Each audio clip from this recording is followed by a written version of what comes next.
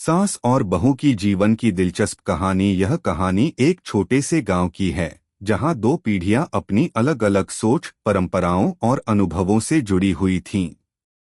गांव के किनारे एक पुराना घर था जहां सास रमा देवी और उनकी बहू सुमित्रा रहती थीं। इन दोनों के बीच का रिश्ता कभी बहुत सामान्य था, लेकिन समय के साथ इसने कई उतार चढ़ाव देखे। आइए जानें इस सास बहू की दिलचस्प कहानी के बारे में।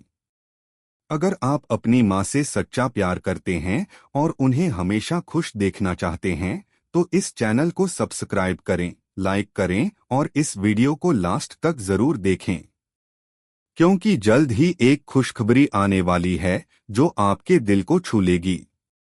आपके हर सपने को पूरा करने में हम हमेशा आपके साथ हैं। रमा देवी एक पुरानी सोच की सास रमा देवी, जो अब 60 वर्ष की हो चुकी थीं, एक सशक्त और सख्त महिला थीं। उन्होंने अपने जीवन के सबसे अच्छे वर्ष अपनी ममता और परिवार की भलाई के लिए समर्पित कर दिए थे। वे एक कट्टर धार्मिक महिला थीं और उनके घर में हर काम परंपराओं के अनुसार ही होता था। घर की छोटी छोटी बातों से लेकर रिश्तों तक सब कुछ उनकी बनाई हुई नियमों और कायदों के अनुसार चलता था। रमा देवी की सोच बहुत पुरानी थी। वे मानती थीं कि परिवार में हर महिला को अपनी जिम्मेदारियों का पालन करना चाहिए। बहू का काम केवल घर के कामों तक सीमित होना चाहिए। शिक्षा और करियर के बारे में उनका मानना था कि ये सब सिर्फ पुरुषों के लिए हैं। वे मानती थीं कि एक लड़की का सबसे बड़ा सपना यही होना चाहिए कि वह अच्छे से घर संभाले, बच्चों को बड़ा करे और अपने पति का सम्मान करे। सुमित्रा एक आधुनिक बहू सुमित्रा, रमा देवी की बहू, एक शिक्षित और आधुनिक महिला थी। उसने अपने माता पिता के घर में हमेशा अपना विचार स्वतंत्र रूप से रखा था। वह जीवन में कुछ बड़ा करना चाहती थी। अपनी पढ़ाई खत्म करने के बाद सुमित्रा ने नौकरी शुरू की थी। हालांकि शादी के बाद उसे अपना करियर छोड़ना पड़ा और अपने नए घर में सास के साथ रहना पड़ा। सुमित्रा का स्वभाव मिलनसार और समझदार था। वह मानती थी कि एक महिला को घर और बाहर दोनों जगह संतुलन बनाए रखना चाहिए। उसकी सोच बहुत खुली थी और वह चाहती थी कि उसे अपनी पहचान बनाने का पूरा अवसर मिले। लेकिन सास रमा देवी के विचार उसके लिए हमेशा एक चुनौती बने रहते थे। पहली मुलाकात, उम्मीदें और विचारों का टकराव। जब सुमित्रा की शादी रमा देवी के बेटे प्रदीप के साथ हुई, तो दोनों के बीच का रिश्ता बहुत सधा हुआ था। सुमित्रा को उम्मीद थी कि वह अपने ससुराल में आराम से रह पाएगी, लेकिन रमा देवी के नियमों ने उसकी उम्मीदों को धक्का दे दिया।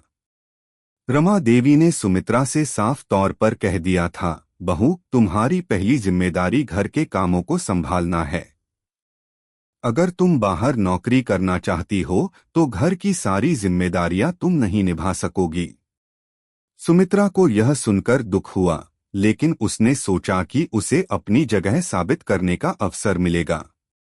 उसने सोचा था कि वह अपनी सास को यह दिखा सकती है कि वह कामकाजी महिला होते हुए भी घर संभाल सकती है।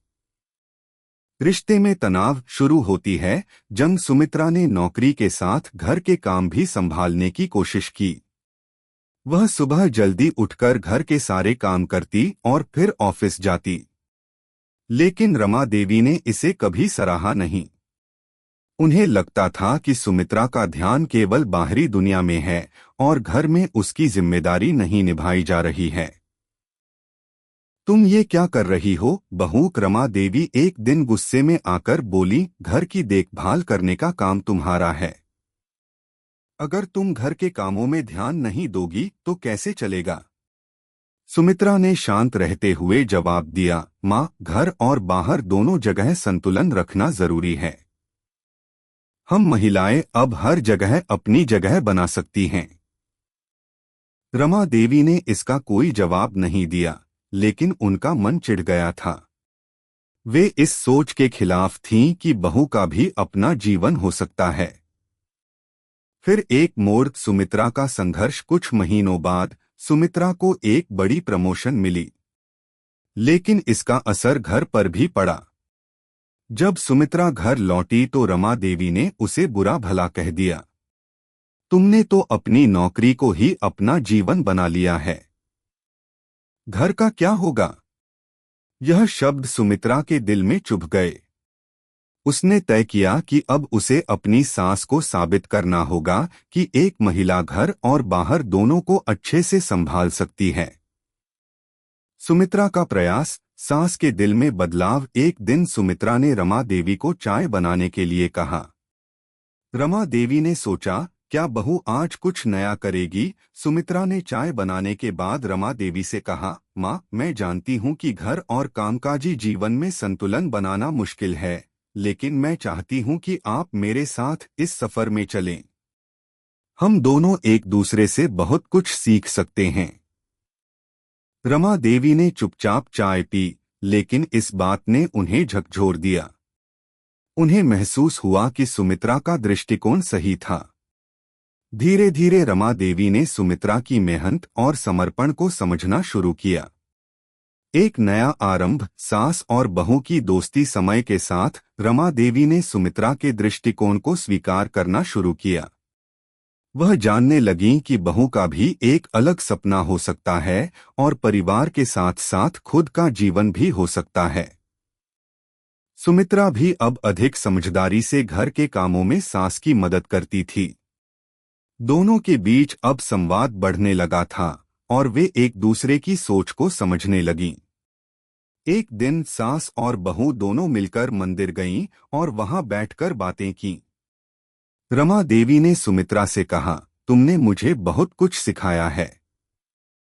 मुझे अब समझ में आया कि महिलाओं को अपनी पहचान बनानी चाहिए। सुमित्रा मुस्कुराई और बोली, माँ, यही तो मैं चाहती थी कि हम दोनों एक दूसरे से सीखें और एक दूसरे का समर्थन करें। निष्कर्ष, सास और बहू के बीच का रिश्ता हमेशा संघर्षों से भरा नहीं होता। यह केवल समझ, संवाद और परस्पर सम्मान की बात है। रमा देवी और सुमित्रा की कहानी यह सिखाती है कि जीवन के हर मोड़ पर अगर दोनों पक्ष एक दूसरे की भावनाओं को समझने की कोशिश करें तो रिश्तों में हमेशा प्यार और समझ बनी रहती है। समय के साथ सास और बहू दोनों का रिश्ता गहरा और मजबूत हुआ। रमा देवी अब जानती थीं कि सुमित्रा केवल उनकी बहू नहीं, बल्कि एक सशक्त महिला भी है जो परिवार के साथ साथ अपने सपनों को भी पूरा कर रही है। और सुमित्रा ने भी सीखा कि जीवन में परंपराओं और आधुनिकता के बीच संतुलन कैसे बनाना चाहिए। यह कहानी हर उस सास और बहू के लिए प्रेरणा है जो अपनी जिंदगी में संतुलन बनाने की कोशिश कर रही हैं। अगर आपको हमारे वीडियो पसंद आए तो कृपया चैनल को सब्सक्राइब करें, लाइक करें और अपने विचार कमेंट में जरूर साझा करें। आपका सपोर्ट हमें और भी बेहतरीन कंटेंट बनाने की प्रेरणा देता है। हम आपके हर समर्थन के लिए तहे दिल से धन्यवाद करते हैं।